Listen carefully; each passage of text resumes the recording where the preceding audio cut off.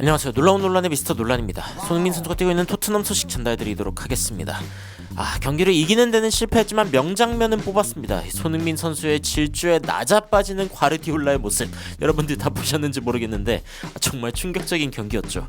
경기 어떤 내용이 있었는지 BBC의 주요 해설 내용 그리고 경기 장면까지 바로 들어가 보시죠.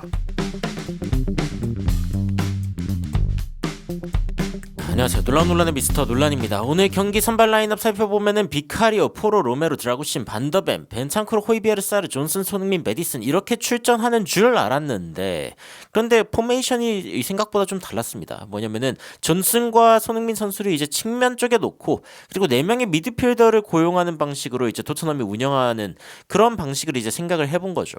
그래서 이제 폴스 나인 역할을 이제 사르가 맡는 초반에는 그런 모습을 보여주면서 꽤 놀라운 전술, 약간 변칙적인 어떤 운영 이런 부분들에 대한 이야기가 나왔습니다. 물론 큰 틀에서 토트넘의 전술이 바뀌었냐? 전혀 아닙니다. 전혀 아니었고 그리고 이제 BBC에서 어떤 이야기를 하냐면은 토트넘 팬들은 이번 경기 딱히 질 방법이 없다.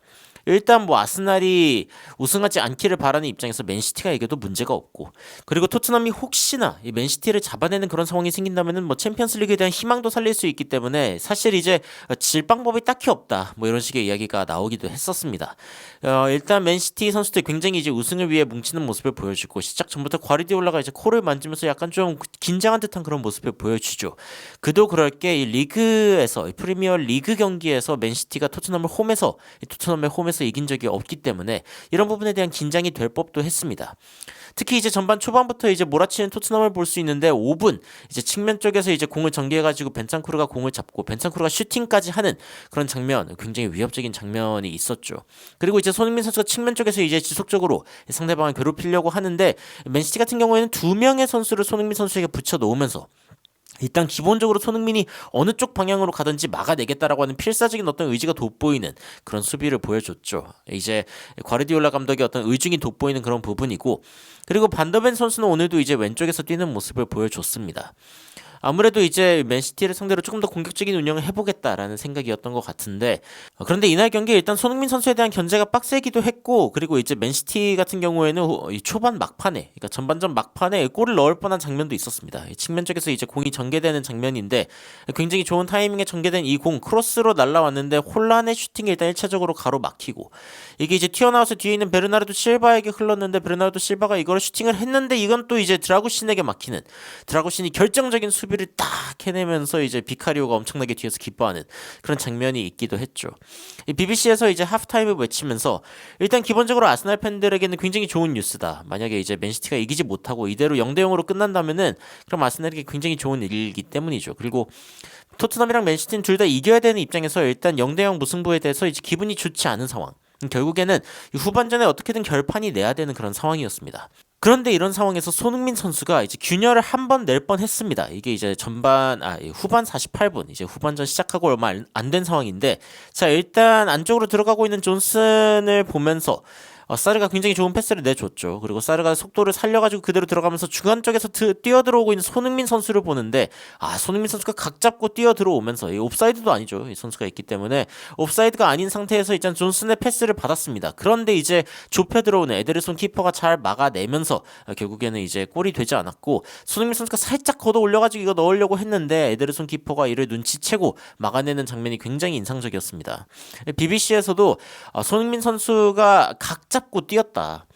이 니어포스트 쪽으로 각 잡고 뛰면서 이제 슈팅을 하려고 했는데 그리고 굉장히 이 스킬풀하게 데프틀리라고 하는 게 이제 약간 굉장히 기술적으로 공을 에데르송 위쪽으로 넘기려고 했는데 그런데 이제 이거를 제대로 막아가지고 일단은 골이 터지지 않았다. 오히려 반대쪽에서 이제 골이 터집니다. 맨체스터 시티 쪽에서 골이 터지게 되고 huge goal for Manchester City라고 이제 BBC에서 이야기를 하는데 케빈 데브라이너의 움직임이 굉장히 좋았습니다. 장면 보면은 일단 반대쪽으로 이제 공을 전개했는데 이 안쪽으로 뛰어들어가는 선수한테 걸리지는 않았고 아예 반대쪽으로 이제 전개가 돼버렸습니다. 이 상황에서 이제 케빈 데브라이너가 뛰어들어가는 이 타이밍 맞춰가지고 준 패스가 일품이었고 이 상황에서 케빈 데브라이너가 컷백을 바로 주는데 진짜 이 크로스도 좋았죠. 크로스라고 봐야겠네요. 그대로 이제 혼란이 이를 마무리하면서 결국에는 토트넘에게 비수를 꽂는 첫 번째 골이 터지게 되었습니다. 야, 이거 토트넘에게는 굉장히 아쉬운 그런 장면이었지만 이 데브라이너 그리고 홀란의 어떤 골 결정력 이런 부분들을 칭찬해 줄 수 있는 부분이었고 특히 이제 케빈 데브라이너의 타이밍 좋은 침투와 패스 이런 부분들이 토트넘이 뭐가 부족한지를 제대로 느끼게 해주는 그런 상황이었습니다. 자, 일단 1대 0으로 이제 경기가 진행되고 있고 이렇게 되면 이제 맨시티가 이길 확률이 82%까지 올라가는 그런 상황이었습니다. BBC에서는 이제 어떤 이야기를 하냐면은 기본적으로 토트넘 팬들이 Stand up if you hate Arsenal이라고 하는 굉장히 크게 노래를 부르는 모습을 보여줬는데 실점 이후에 오히려 막 더 크게 불렀단 말이죠. 그러니까 이제 막 BBC의 축구 팬들이 야, 진짜 지고 있는데 이 챔피언스 리그를 가냐 마냐 이런 상황인데 Are you watching Arsenal 이거를 부르고 있는 토트넘 팬들 진짜 대단하다 대단하다 뭐 이런 식으로 이제 토트넘 팬들 진짜 아스날이 망하기를 바라는 그 마음 하나만큼은 정말 대단하다라는 이야기가 이제 나오고 있습니다. 물론 이제 약간 반어법이죠. 다른 타팀 팬들이 봤을 땐 진짜 지독하다 약간 이런 느낌이 드는 부분이고 여하튼 빌라 팬으로서는 챔피언스리그 나갈 수 있겠다 뭐 이런 생각이 드는 그런 상황이었겠죠. 자, 이런 상황에서 안제 포스테코글루 감독이 교체를 하는데 클루셉스키를 투입합니다. 저 이거 봤을 때부터 적구나 싶었습니다. 클루셉스키가 전통적으로 어쨌건 맨시티전에서 나쁘지 않은 활약을 보여줬었고 골도 몇 차례 넣은 선수이기는 하지만 지금 토트넘의 어떤 페이스 그리고 요즘 클루셉스키의 어떤 그 폼을 봤을 때 별로거든요. 오죽하면 벤찬쿠르가 나와가지고 의자를 걷어차겠습니까? 아이고 클루셉스 야 나를 빼고 클루셉스키를 넣어 이런 느낌. 물론 벤찬쿠르가 이게 빅게임이기 때문에 이런 상황에서 교체당한 게 굉장히 속상했겠죠. 내리치고 옆에서 이 브라이언 힐 말리는데 야 난 나가지도 못했어 출전도 못했어 진정해 약간 이런 느낌이긴 한데 벤찬크루가 이제 막 의자 걷어차고 막 뭐 던지고 근데 이게 이제 벤찬크루가 단순히 교체돼서 화났다기보다는 또 이날 경기 이런 상황도 있었죠. 이제 로메로와 에데르손 키퍼가 충돌을 하면서 에데르손 키퍼가 머리가 약간 띵한 그런 상황이 옵니다. 그래서 이제 뭐 의료진 체크도 하지만 결국에는 이제 교체가 되거든요. 여기서 이제 아이스박스를 차면서 이제 극대노하는 상황이 나옵니다. 그리고 막 이제 눈물을 보이는 그런 상황이 있는데 이게 이제 이 경기가 얼마나 중요한지 그리고 자신이 얼마나 잘 뛰고 싶었는지 뭐 이런 부분들에 대한 어떤 표출이기 때문에 그러니까 양팀 모두 이런 상황들이 있었다는 걸 봤을 때 단순하게 뭐 교체가 돼서 화났다 이런 정도가 아니라 이날 경기가 굉장히 중요했다.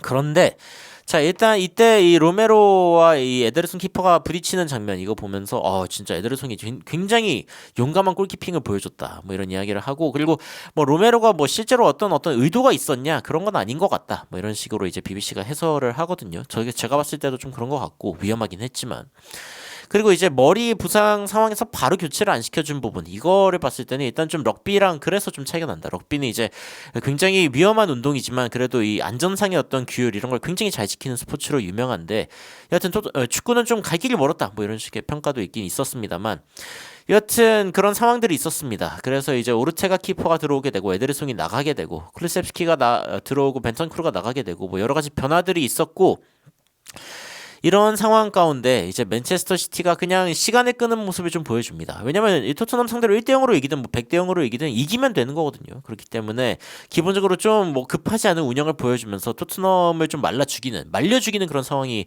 발생합니다. 토트넘은 일단 뭐 추가적으로 교체를 좀 단행해 보지만 뭐 그렇게 큰 뭐 효과가 있었는지는 모르겠고 그리고 이제 여기가 결정적인 장면이죠. 86분 손흥민 선수 이제 브래넌 존슨이 일단 공을 뺏어가지고 손흥민 선수한테 전달하는 데까지 성공합니다. 이게 이제 맨체스터 시티 진영에서의 어떤 패스 실수이기 때문에 그리고 끊어낸 상황이기 때문에 엄청난 역습 기회죠. 특히 손흥민이 공을 잡는다면.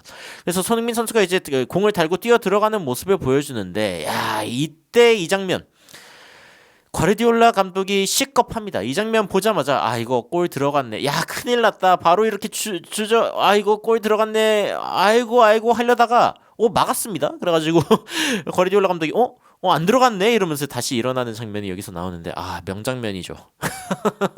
이게 골이 들어갔어야 이게 더 명장면인데 이게 안 들어가 버리면서 너무나 아쉬운 그런 상황이 되고 말았습니다. 여하튼 손흥민 선수 슈팅을 했지만 각도를 잘 좁히고 나온 상대 키퍼에게 이게 막히면서 이게 너무 아쉬웠죠. 사실 방향을 읽혔어요. 약간 반대쪽으로 찼으면 더 좋았을 것 같긴 하지만 이쪽이 훨씬 더 좁은 공간이었기 때문에 넓은 쪽을 봤지만 이 파포스트 쪽을 막으면서 결국에는 이 골이 터지지 않게 되었고, 손흥민 선수가 이거 10번 차면 10번 들어가는데 이거는 뭐 고의로 놓쳤네. 역시 우리 캡틴이다. 뭐 이런 식의 토트넘 팬들 반응. 아스날이 리그 우승하는 건 눈에 흙이 들어가도 못 보지. 야, 진짜 펩 과르디올라 거의 심장마비 올 뻔했다. 뭐 이런 식의 이야기도 있고, 펩 과르디올라 봐라 이러면서 막 눈물을 흘리면서 웃겨 하는 팬들도 있고. 이날 진짜 암울했던 이 경기에 그나마 빛이 되었던 이 경기 장면인데, 이게 안 들어간 게 너무 아쉬웠다. 너무 아쉬웠습니다. 그리고 이제 페드로 포로가 심지어 이제 그 파울까지 하면서 결국에 희망은 완전 꺼집니다. 도쿠의 어떤 드리블링, 이 춤추는 드리블링에 결국에 당해가지고 이 발을 밟아버리는데 페널티 박스 아니죠. 결국에는 페널티킥이 선언이 되어버렸고, 골 보기 싫은 혼란의 골까지 터지면서 결국에는 2대 0으로 경기가 끝나게 되었습니다. 열받죠. 진짜 토트넘은 이날 경기 근데 진짜 대단하다고 느낀 게 상대 맨시티거든요. 그런데도 불구하고 이 공격적인 어떤 점유율을 많이 가져갈 수 있었다. 이거는 일단 토트넘의 실력이 꽤 늘었다라는 걸 보여줍니다. 이건 인정합시다, 여러분들. 이건 인정해야 되는데, 그런데 이제 문제가 뭐냐면 이 맨시티가 결국에는 두 골을 꽂아 넣으면서 토트넘이 골을 하나도 못 넣고 결국에는 맨시티가 경기를 가져갔다는 거죠. 맨시티는 진짜 강팀이다라는 생각이 듦과 동시에 이 토트넘의 어떤 변칙적인 운영에 초반에 좀 고생하기는 했지만 어쨌건 골을 꽂아 넣을 때는 꽂아 넣는다. 이게 가장 중요한 거 아니겠습니까? 그리고 토트넘은 골을 꽂아 넣을 수 있었던 상황에 못 꽂아 넣었다. 특히 손흥민 선수를 포함해가지고 좀 아쉬운 상황들이 있었습니다. 오늘 경기 손흥민 선수에 대해서 사실은 한 건만 잘해주면은 손흥민 선수 할 거 다 한 건데 그게 안 들어가면서 결국에는 평점이 최저 평점을 기록했습니다. 5.9점. 이제 사실 이게 통계적으로 그리고 이제 기계적으로 작성되는 어떤 그런 통계다 보니까 이 손흥민 선수의 평점이 굉장히 낮긴 한데 근데 이해할 만합니다. 다만 페드로 포로의 6점. 네. 예. 페드로 포로 같은 경우에 제가 봤을 때도 이거는 물론 좋은 수비 장면들 많이 있었고 그랬지만 어쨌건 공격 지역에서 날려버린 기회들 그리고 이제 페널티킥 내준 거 생각하면은 오늘 경기 최악의 선수 중 한 명이 아니었나라는 생각이 저는 들기도 합니다. 여튼 손흥민 선수 5.9점 받았고 오늘 경기 이제 그 통계를 봤을 때 토트넘이 오히려 공 점유율은 또 54%로 맨시티를 상대로도 높은 점유율을 가져가는 모습을 보여줬습니다. 오늘 경기 제가 느낀 거는 일단 클루셉스키는 팔아야 된다라는 점 하나. 그리고 이제 손흥민 선수 골 너무 아깝다. 둘. 그 다음에 토트넘이 생각보다 맨시티를 상대로 나쁘지 않은 경기력을 보여줬는데 다음 시즌이 기대된다. 셋. 이 정도가 될 것 같습니다. 토트넘은 더 많은 슈팅을 기록하고 더 많은 유효 슈팅을 기록했지만 결정력에서 결국에는 좀 아쉬운 모습을 보여줬고 골의 그 기회의 어떤 정도 이것도 좀 아쉬웠죠. 이제 2.34를 기록한 거는 페널티킥의 골 기대값이 0.7 정도 되는 상황이기 때문에 그 상황이 아니었다라고 하면은 맨시티도 필드에서는 지금 한 1.6 정도의 골 기대값을 기록한 건데 토트넘이랑 그렇게 크게 차이가 나지 않죠. 이런 부분들 봤을 때 생각보다 꽤 대등한 경기를 펼쳤다. 오늘 경기를 통해서 토트넘 팬들은 그래도 좀 유의미한 어떤 그 결과라고 생각할 것 같습니다. 토트넘은 일단 맨시티를 적극적으로 상대할 수 있을 만큼 발전했고 그리고 아스날의 우승을 막을 수 있는 그런 상황이 됐다. 완벽히 막았다고 이야기하긴 어렵지만요. 토트넘은 그리고 이제 4위 자리를 가지 못하는 상황이 되면서 결국에 유로파 진출이 확정된 것 같습니다. 이런 상황들을 전해드리면서 이 이후에 전해지는 외신 소식 그리고 인터뷰들 역시 여러분들께 분석하고 전달드리도록 하겠습니다. 더 많은 외신 소식 그리고 인터뷰 소식 현지 소식들 원하시면 놀라운 논란 구독과 좋아요 부탁드리면서 이상 놀라운 논란 미스터 논란이었습니다. 시청해주셔서 감사합니다.